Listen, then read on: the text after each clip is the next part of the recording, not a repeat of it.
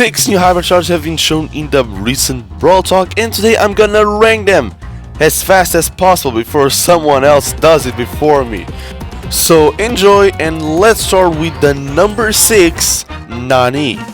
Honestly, I am so disappointed at this Hypercharge. It's not like that I play Nani a lot, but now I'm for sure not gonna start even doing it. Because the peep going larger means what? It's easier to land? Like, of course that is a good thing, but if it makes it deal more damage, then hello, the first up already does that. And I mean, obviously the peep gets faster and everything, and you probably get 25 bonus damage, but the reality is it's not like even Nani can get her super that fast.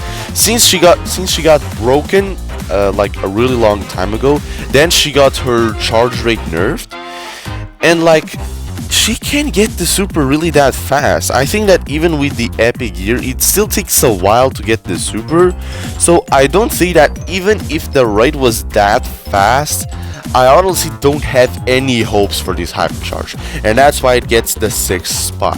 In 5th place we have Tara, and Tara, in terms of power, I would say it is a complete upscale from Nani's. Like, I would say that Tara could be C, maybe even B on a good scenario, but Nani will just be F tier for sure. But speaking of Tara, I honestly don't think that the super lasting longer will help. The only actual good thing is the super being larger, which it is pretty good. I mean, easier to land super, it can be very solid. But while lasting longer does not work, well, most of the times if you are caught in the super, you are pretty much dead. Very few people escape from that super with life. And now, because you get the bonus damage from the Hypercharge, I don't think that it's like necessary to get bonus duration, but from the looks of the Brawl Talk, I feel like they're actually not gonna do that, because if that is bonus duration, that is like extra 1 millisecond or something, because that is just non-existent. But the second part of the problem is that Tara can take a long time to get the supers. She does not take a long time to recycle them, but she does take a long time to get the first super.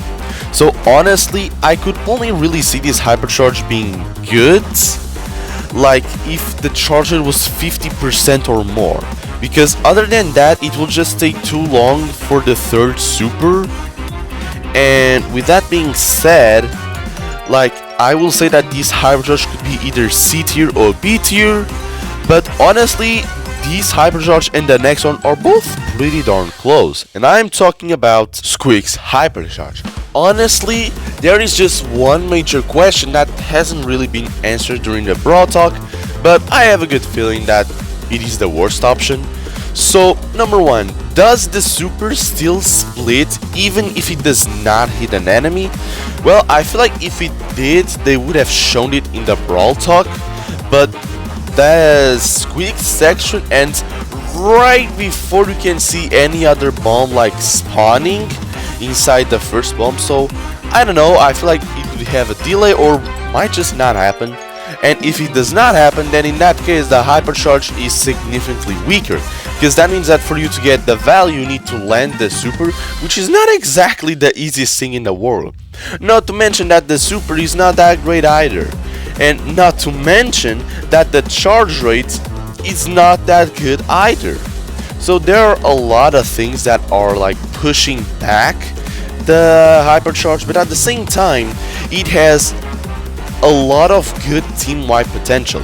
There is like 3 people kinda close, well, throw the super right in the middle, and because of the split, I mean, the probability of just killing everyone, it's really good, and for a character like Squeak, that is massive value.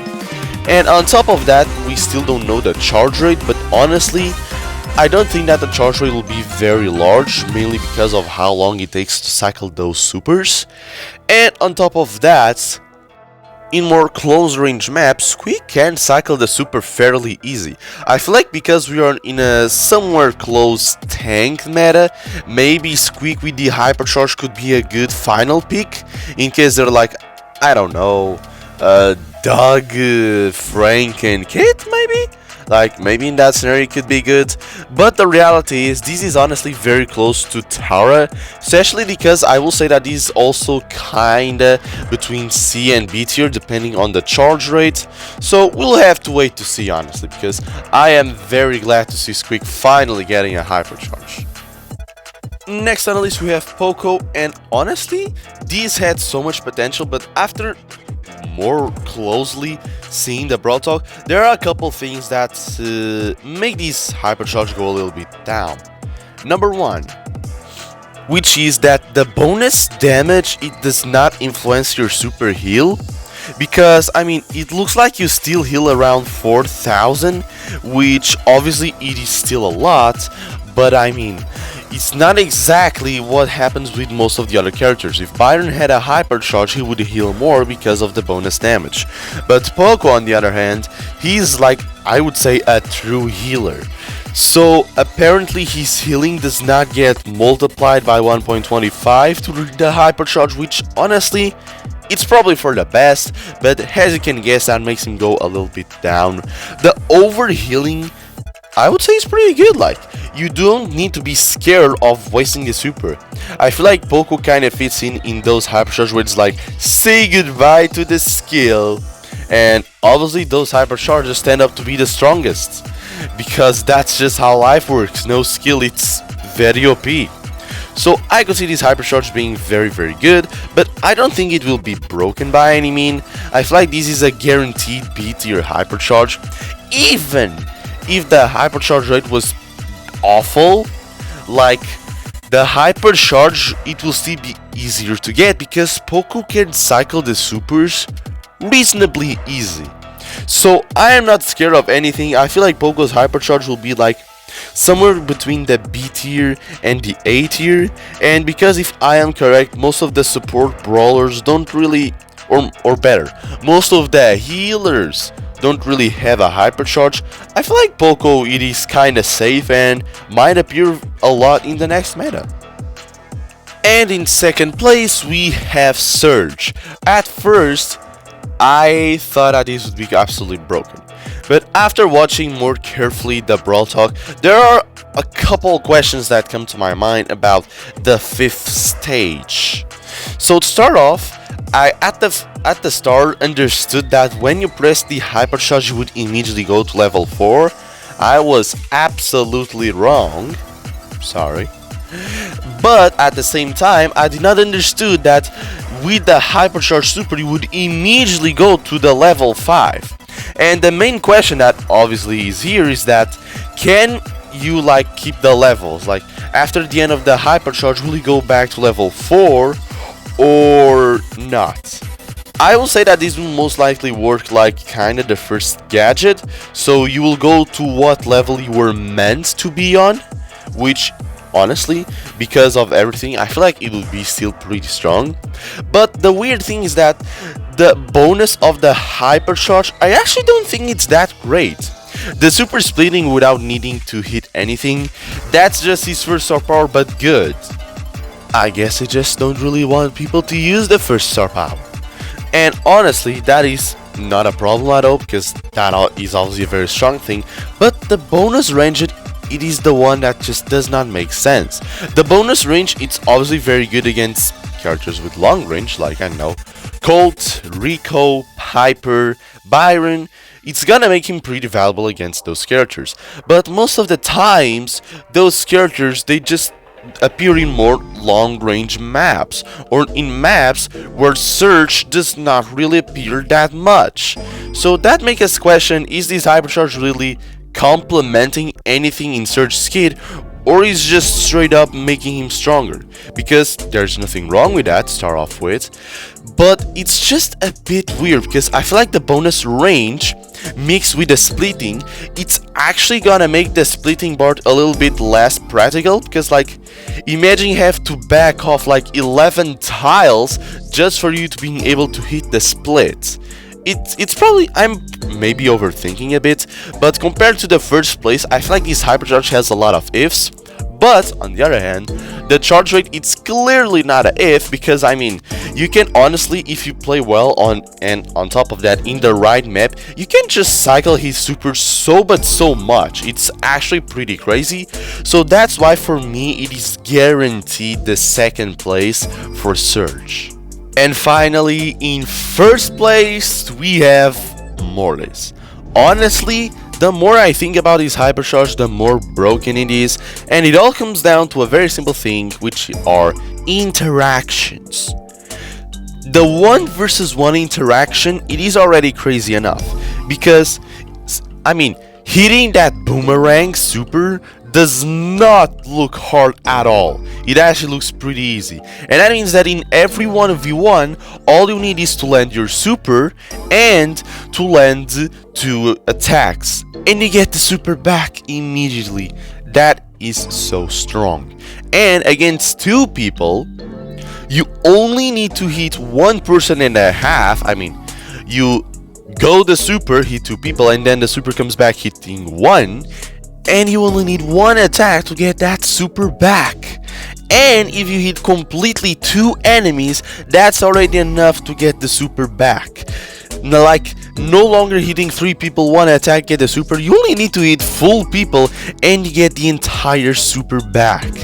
Stat increases. You have 25% bonus damage, which means that you'll heal a lot more. Not to mention that even though it's probably gonna be very tiny, you do get a shield bonus, which is obviously gonna help a lot Mortis. Like, shield and damage, that's great. And the movement speed, that's probably all he needs for you to close that gap between the long dash to hit the first attack to immediately get the super. I just think of so many broken scenarios where Mortis will just completely destroy us. And here's the thing, Mortis does not take that long to get the super. Like maps like Foot Brawl, Jam Grab, geez, depending on how strong the Hypercharge is, even Strategic Zone. And pros probably could even use him on Bounty and Knockout. Obviously a little bit map dependent, but you can just see the problem. Mortis does not take that long to get the super. Honestly, for these Hypercharge to be A tier, I feel like he needs to have at least a 30% charge rate or less, because you can cycle the supers very easily if you play well, and the Hypercharge power is just crazy.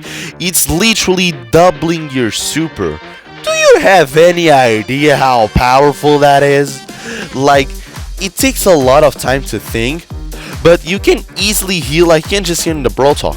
You heal 2,250 by super hit. Hitting 2 persons with a super, you heal 7,000. No, wait, my math is not mathing.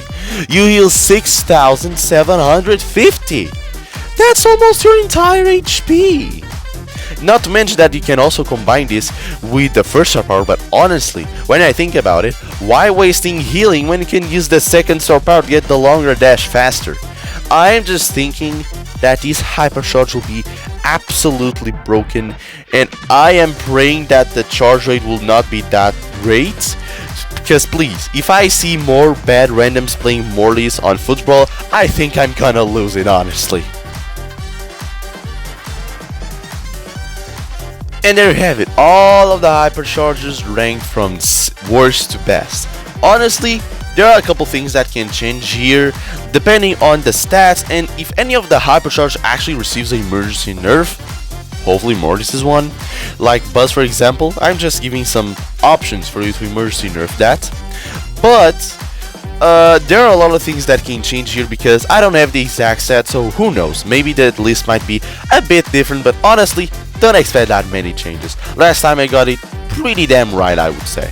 So, hope you enjoyed, and I'll see ya on the next video.